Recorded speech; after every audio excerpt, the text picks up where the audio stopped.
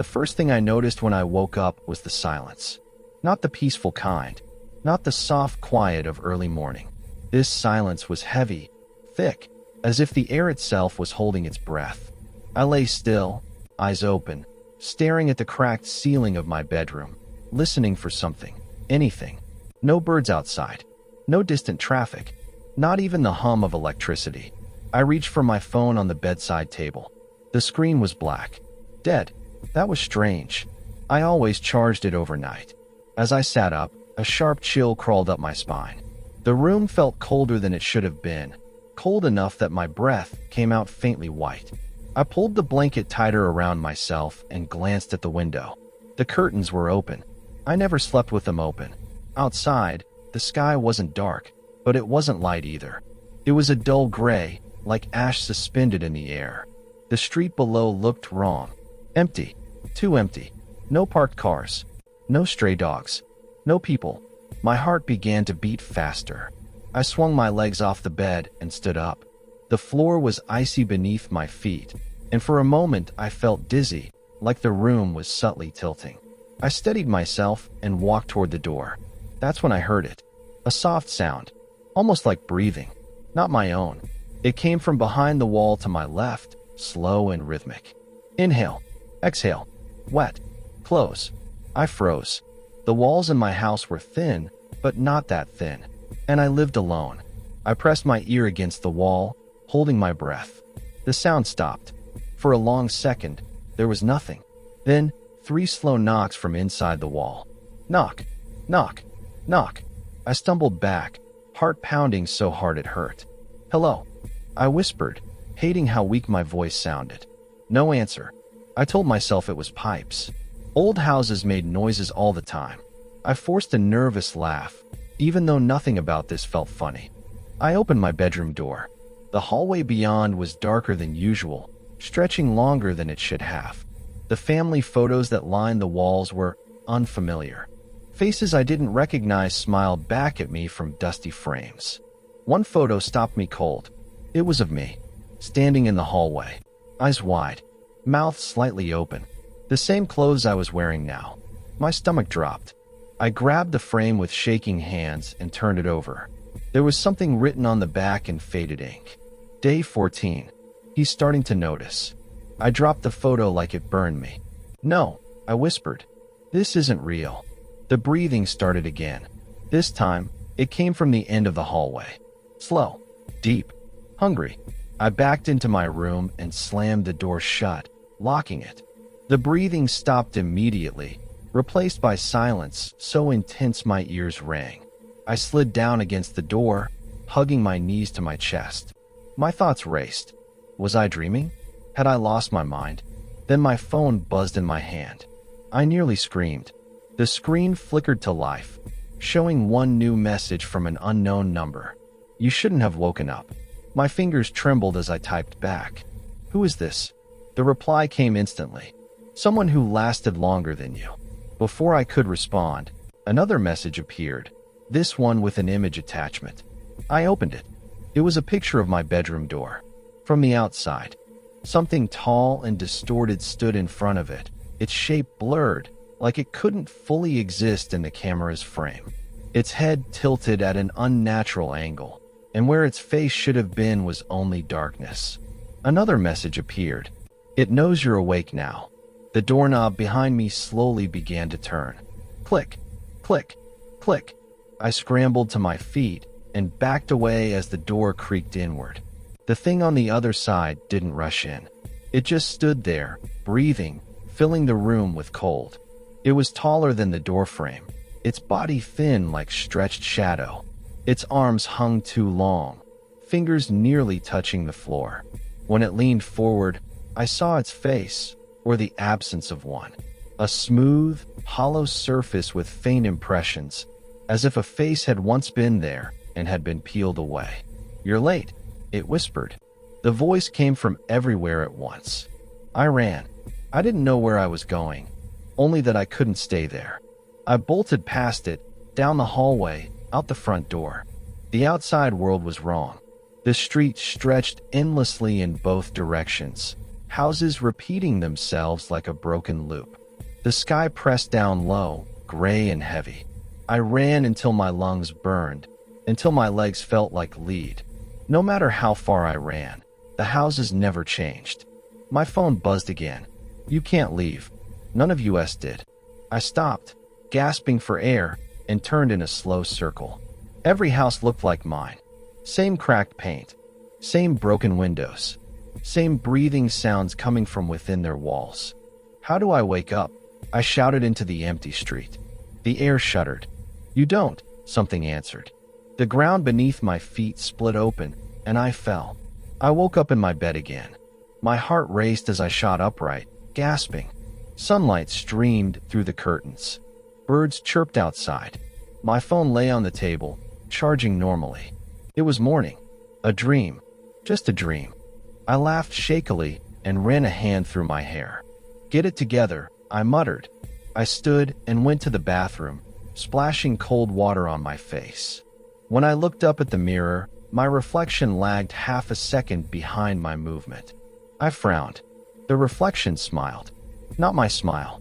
I staggered back as the reflection pressed its hand against the glass from the inside. Words appeared on the mirror, written in condensation. "Day 1. You woke up." The breathing began again. Inside the walls.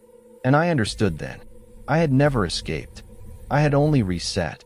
Somewhere, in a hallway that never ended, there was a wall full of photographs, each one showing a version of me waking up, realizing, and running, each one lasting a little less time. My phone buzzed in my pocket. One new message. "Welcome back. Let's see how long you last this time." The lights went out, and the breathing grew closer.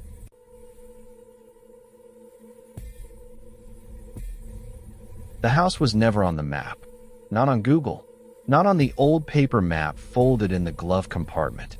Not even in the half-forgotten memories of the villagers who lived near the forest road. But it was there, standing quietly at the edge of the woods, waiting, breathing. I first saw it at 2:17 a.m. My car had broken down in the middle of nowhere. No signal. No passing vehicles. The forest around me was thick and unnaturally still, as if even the insects were afraid to make noise. When I stepped out of the car, the air felt heavy, damp, and cold enough to bite through my jacket. That was when I noticed the light, a single yellow glow flickering through the trees. Hope is a dangerous thing when you're alone at night. I followed the light, my footsteps crunching over dead leaves that smelled faintly of rot. With every step, the silence grew deeper. No wind, no owls, no movement, just my own breathing, too loud, too fast. The house emerged slowly from the darkness. It was large, far larger than it should have been, its shape crooked like something that had grown instead of being built. The walls were stained black, as if years of smoke had seeped into them. Windows lined the front like unblinking eyes. One of them flickered with that same yellow light. The front door was open. I should have turned back. I didn't. The moment I stepped inside, the smell hit me. Mold, rust, and something sweet underneath it. Like meat left out too long. The door slammed shut behind me on its own, the sound echoing through the house like a gunshot. "Hello," I called out. My voice didn't echo the way it should have. It felt swallowed. The hallway stretched forward, impossibly long, with doors on either side. Old portraits covered the walls. Families, couples, children. Every single face had been scratched out, leaving only deep black gouges. I walked forward, my heart pounding, and that's when I realized something was wrong with the floor. It was warm. Not room temperature warm. Body warm. The floorboards subtly rose and fell beneath my feet, as if the house itself was breathing. I froze. From somewhere deep inside the walls came a low, wet sound. A whisper layered with dozens of voices speaking at once. "You came back." "I've never been here," I whispered. The whispering laughter that followed made my blood run cold. I ran to the nearest door and yanked it open. Inside was a bedroom, or what used to be one. The walls were covered in writing, names, dates, Desperate messages scratched into the wood with fingernails. I'm still awake. It watches when you sleep.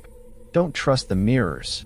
The bed in the center of the room was soaked dark with something old and sticky.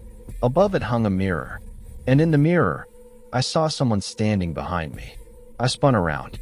The room was empty. When I looked back at the mirror, the reflection was still there.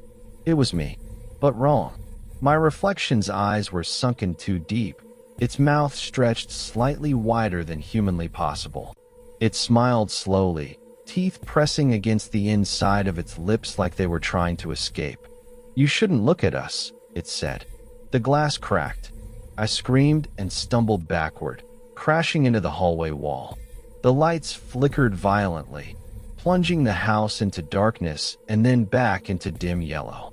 Footsteps echoed above me. Slow, heavy, dragging. Something was moving on the ceiling. I ran. Doors slammed open as I passed them, revealing flashes of horrors I didn't have time to fully see. Rooms filled with hanging bodies, kitchens with rusted hooks still dripping, bathrooms where the bathtubs were packed with hair and teeth. The whispers grew louder. "You belong here. You always did." Stairs appeared at the end of the hallway, spiraling downward into blackness. Before I could stop myself, the floor behind me buckled, forcing me forward. I fell. The basement wasn't a basement. It was a pit. The walls pulsed slowly, slick and red, veins crawling through them like living things. The smell was unbearable: iron, decay, and fear. Dozens of people were chained to the walls. Some were alive, some were not. All of them were watching me. One of them lifted his head, eyes glassy. "Don't scream," he croaked. "It hears that." "What is this place?" I whispered. "The stomach," he said. "It eats slowly." The chains rattled as something massive shifted in the darkness above. A shape descended, unfolding itself piece by piece. It didn't have a single form. Faces pushed out of its surface, screaming silently before being pulled back in. Arms grew, snapped, and regrew. Eyes opened everywhere, all of them locking onto me.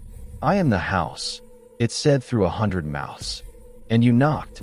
I tried to run, but the floor grabbed my ankles, fleshy, tightening, pulling me down. I clawed at it, tearing skin from something that screamed like a person. "You stayed," the house continued. "That means you agreed." Memories flooded my mind that weren't mine. People arriving lost, people entering hopeful, people screaming, begging, dying. All of them absorbed. All of them still here. Inside, I felt something crawl up my spine, slipping beneath my skin like a parasite. My vision blurred as whispers filled my head. "You can stay awake. You can watch the others." My scream tore my throat raw as darkness swallowed me. I woke up in my car. Morning light filtered through the trees. Birds sang. My phone buzzed with missed calls. The engine started easily. I laughed hysterically and drove away, never looking back. I told myself it was exhaustion, a nightmare, hallucinations. That night, at home, I noticed something strange. My walls were warm. I lay in bed, staring at the ceiling, trying to ignore the soft rise and fall beneath me. Breathing. At 2:17 a.m., my bedroom door slowly opened, and the house whispered in my voice, "Someone is knocking."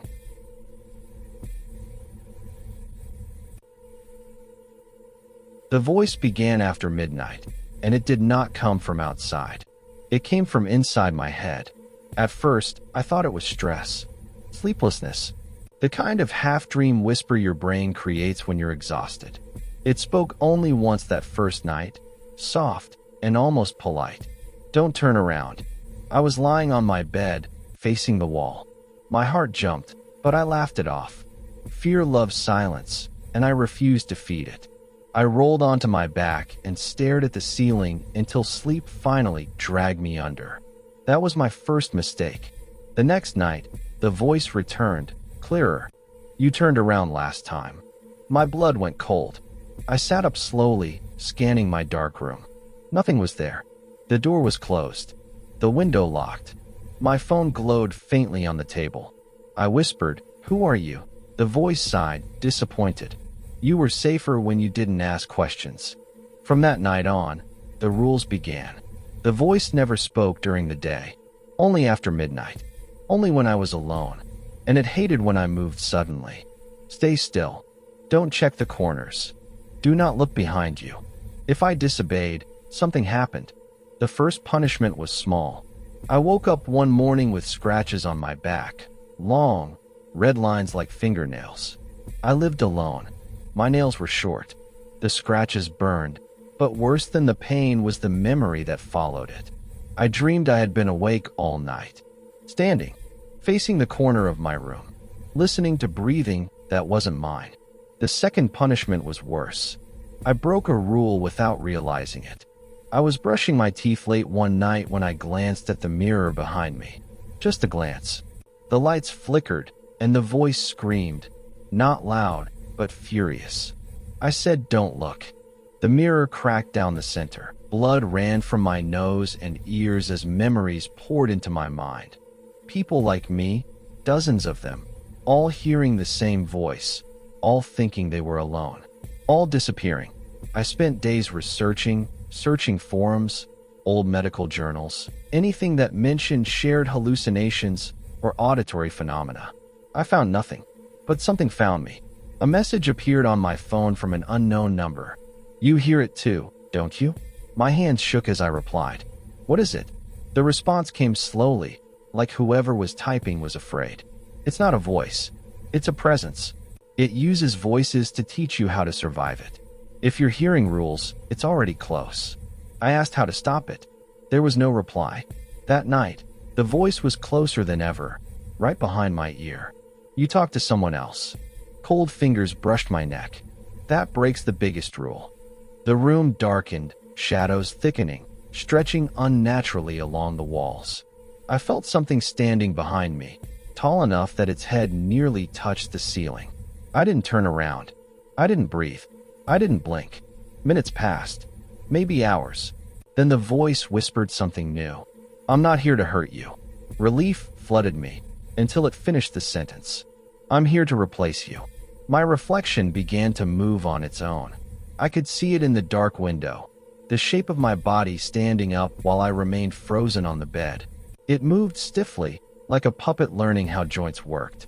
The thing wearing my shape turned its head slightly, testing the motion. "You make too much noise," the voice said. "You look behind you. You ask questions. You notice things." My reflection smiled. "I can do better." Pain exploded in my skull as memories were torn out of me and shoved into something else. My childhood, my name, my face, my voice. I screamed, but no sound came out. The thing stepped closer. Its shadow swallowed me. I felt myself shrinking, not physically, but existentially, like being erased line by line. "You'll still exist," the voice promised. "Just quieter." I woke up in darkness. Not my room. A narrow space. Tight. The air tasted stale and wet. I couldn't move my arms or legs. Panic surged as I realized I was inside something, inside the walls. I heard footsteps outside. My footsteps. Someone, me, was walking, breathing, living. The voice spoke softly now, satisfied.